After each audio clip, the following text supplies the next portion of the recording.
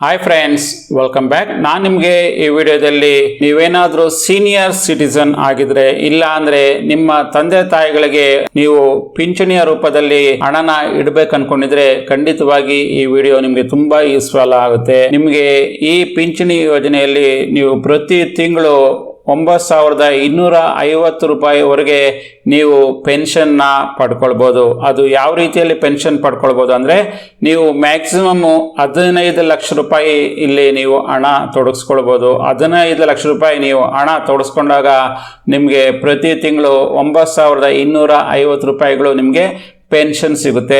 10 ವರ್ಷಗಳ ನಂತರ ಆ ಹಣ ನಿಮಗೆ ವಾಪಸ್ಸು ಕೂಡ ಸಿಗುತ್ತೆ.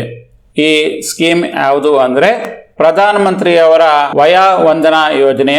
ಇದರಲ್ಲಿ ನೀವು ಹಣನ ತೊಡಸ್ಕೊಂಡಾಗ 15 ಲಕ್ಷದವರೆಗೂ ಕೂಡ ಹಣ ತೊಡಸ್ಕೊಂಡಾಗ ನಿಮಗೆ 9,250 ರೂಪಾಯಿಗಳವರೆಗೆ ನಿಮಗೆ ಪೆನ್ಷನ್ ಸಿಗುತ್ತೆ. ಮತ್ತೆ ಈ ಸ್ಕೀಮು ನಿಮಗೆ ವ್ಯಾಲಿಡ್ ಇರೋದು 31 ಮಾರ್ಚ್ 2023 ವರೆಗೆ ಮಾತ್ರ. ಇದರಲ್ಲಿ ನಿಮಗೆ 7.4% ನಿಮಗೆ ಇಂಟ್ರೆಸ್ಟ್ ಕೊಡ್ತಿದ್ದಾರೆ. ನಿಮಗೆ ನೆಕ್ಸ್ಟ್ 10 ಇಯರ್ಸ್ ನೀವೇನು ನಿಮಗೆ 7.4% ಇಂಟ್ರೆಸ್ಟ್ ಏನು ಫಿಕ್ಸ್ ಮಾಡಿದಾರೋ ಈ ಇಂಟ್ರೆಸ್ಟ್ ರೇಟ್ ನೆಕ್ಸ್ಟ್ 10 ಇಯರ್ಸ್ ನಿಮಗೆ ಅದೇ ಇಂಟ್ರೆಸ್ಟೇ ಉಳ್ಕೊಂಡಿರುತ್ತೆ. ಪ್ರಪಂಚ ಏನೇ ಆದ್ರೂ ಕೂಡ ನಿಮಗೆ 7.4% ಪ್ರಕಾರ ನಿಮಗೆ ಕಂಪ್ಲೀಟ್ ಆಗಿ ನಿಮಗೆ ಇಂಟ್ರೆಸ್ಟ್ ಕೊಡ್ತಿರ್ತಾರೆ. ಈ ಪ್ರಧಾನ ಮಂತ್ರಿ ವಯ ಯೋಜನೆಯಲ್ಲಿ ನೀವೇನಾದ್ರೂ ಸ್ಕೀಮಲ್ಲಿ ಇನ್ವೆಸ್ಟ್ಮೆಂಟ್ ಮಾಡಬೇಕಂದ್ರೆ ಮಿನಿಮಮ್ ಎಷ್ಟು ಇನ್ವೆಸ್ಟ್ಮೆಂಟ್ ಮಾಡ್ಬೋದು ಅಂದ್ರೆ, ನೀವು ಮಿನಿಮಮ್ 1,000 ರೂಪಾಯಿ ಪೆನ್ಷನ್ ಬರೋ ಹಾಗೆ ನೀವು ಇನ್ವೆಸ್ಟ್ಮೆಂಟ್ ಮಾಡ್ಕೊಳ್ಬಹುದು.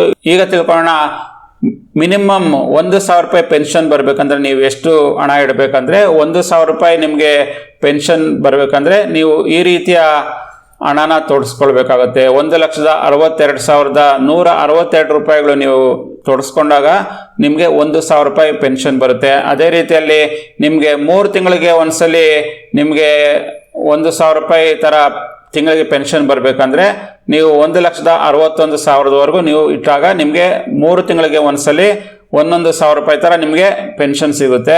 ಅದೇ ರೀತಿಯಲ್ಲಿ ಅರ್ಧ ವಾರ್ಷಿಕ ನಿಮಗೆ ಪೆನ್ಷನ್ ಬೇಕಂದ್ರೆ ಅಂದ್ರೆ 6,000 ರೂಪಾಯಿ ನಿಮಗೆ 6 ತಿಂಗಳಿಗೆ ಒಂದ್ಸಲಿ ಬೇಕಂದ್ರೆ ನೀವು ಈ ಮೊತ್ತದ ಹಣನ ತೊಡಸ್ಕೊಳ್ಬೇಕಾಗುತ್ತೆ. ಅದೇ ರೀತಿಯಲ್ಲಿ ವರ್ಷಕ್ಕೆ ಒಂದ್ಸಲಿ ನಿಮ್ಗೆ ಏನಾದ್ರೂ ಪಿಂಚಣಿ ಬೇಕಂದ್ರೆ 1,56,000 ರೂಪಾಯಿಗಳು ನೀವು ತೋಡಿಸ್ಕೊಂಡಾಗ ನಿಮಗೆ ವರ್ಷಕ್ಕೆ 12,000 ರೂಪಾಯಿ ರೀತಿಯಲ್ಲಿ ನಿಮಗೆ ಪೆನ್ಷನ್ ಸಿಗುತ್ತೆ. ನೀವು ಮ್ಯಾಕ್ಸಿಮಮ್ 9,250 ರೂಪಾಯಿಗಳು ನೀವು ಪ್ರತಿ ತಿಂಗಳು ನೀವು ಪೆನ್ಷನ್ ತಗೊಳ್ಬಹುದು. ನೀವು ಆ ರೀತಿಯ ಪೆನ್ಷನ್ ಪಡ್ಕೊಳ್ಬೇಕಂದ್ರೆ 15 ಲಕ್ಷ ರೂಪಾಯಿ ಹಣ ತೊಡಸ್ಕೊಳ್ಬೇಕಾಗುತ್ತೆ. ನಿಮ್ಗೆ 3 ತಿಂಗಳಿಗೆ ಒಂದ್ಸಲಿ ನಿಮ್ಗೆ ಪಿಂಚಣಿ ಬೇಕಂದ್ರೆ ಈ ರೀತಿಯ ಹಣನ ನೀವು ತೋಡಿಸ್ಕೊಳ್ಬೇಕಾಗುತ್ತೆ. ಅದೇ ರೀತಿಯಲ್ಲಿ ಅರ್ಧ ವಾರ್ಷಿಕ ಪಿಂಚಣಿಗೆ ನಿಮ್ಗೆ ಈ ಅಮೌಂಟ್ ನೀವು ಫಿಕ್ಸ್ ಮಾಡಿರ್ತಾರೆ. ನೀವು ಈ ಅಮೌಂಟ್ ನ ನೀವು ತೊಡಸ್ಕೊಂಡಾಗ ನಿಮ್ಗೆ ಪ್ರತಿ ತಿಂಗಳು 9,250 ರೂಪಾಯಿಗಳ ಪ್ರಕಾರ ನಿಮ್ಗೆ ಪೆನ್ಷನ್ ಸಿಗುತ್ತೆ. ಇಲ್ಲಾಂದ್ರೆ ವರ್ಷಕ್ಕೆ ಒಂದ್ಸಲಿ ನಿಮ್ಗೆ ಪಿಂಚಣಿ ಬೇಕಂದ್ರೆ ಆಗ ನೀವು ಇಷ್ಟು ಮೊತ್ತದ ಹಣ ನೀವು ತೋಡಿಸ್ಕೊಂಡ್ಬಿಟ್ಟಾಗ ನಿಮ್ಗೆ ಪ್ರತಿ ತಿಂಗಳು 9,250 ರೂಪಾಯಿಗಳ ಪ್ರಕಾರ ನಿಮ್ಗೆ 10 ವರ್ಷ ನಿಮ್ಗೆ ಪೆನ್ಷನ್ ಸಿಗುತ್ತೆ. ಉದಾಹರಣೆ ಕೊಡೋದಾಗಿದ್ರೆ, ನೀವು 15 ಲಕ್ಷ ರೂಪಾಯಿ ನೀವು ತೊಡಸ್ಕೊಂಡಾಗ 9,250 ರೂಪಾಯಿಗಳು ನಿಮಗೆ ಪ್ರತಿ ತಿಂಗಳು ಪೆನ್ಷನ್ ಸಿಗುತ್ತೆ. ಅಂದ್ರೆ ನೀವು ಒಂದು 10 ವರ್ಷ ಈ ಸ್ಕೀಮಲ್ಲಿ ನೀವು ಹಣ ತೊಡಸ್ಕೊಂಡಾಗ ನಿಮ್ಗೆ ಪ್ರತಿ ತಿಂಗಳು 9,250 ರೂಪಾಯಿಗಳು 12 ತಿಂಗಳು ಪ್ಲಸ್ 10 ವರ್ಷ ಅಂದಾಗ ನಿಮ್ಗೆ ಇಷ್ಟು ಮೊತ್ತದ ಬಡ್ಡಿ ನಿಮ್ಗೆ ಪೆನ್ಷನ್ ಮುಖಾಂತರ ನಿಮಗೆ ವಾಪಸ್ ಬಂದಿರುತ್ತೆ. ಪ್ಲಸ್ 10 ವರ್ಷ ಆಗೋಟ್ಮೇಲೆ ಆ ಅಮೌಂಟು ಕೂಡ ನಿಮಗೆ ವಾಪಸ್ ಬಂದ್ಬಿಡುತ್ತೆ. ಇನ್ ಕೇಸ್ ಏನಾದ್ರು ನೀವು ಬದುಕಿಲ್ಲ ಅಂದ್ರೆ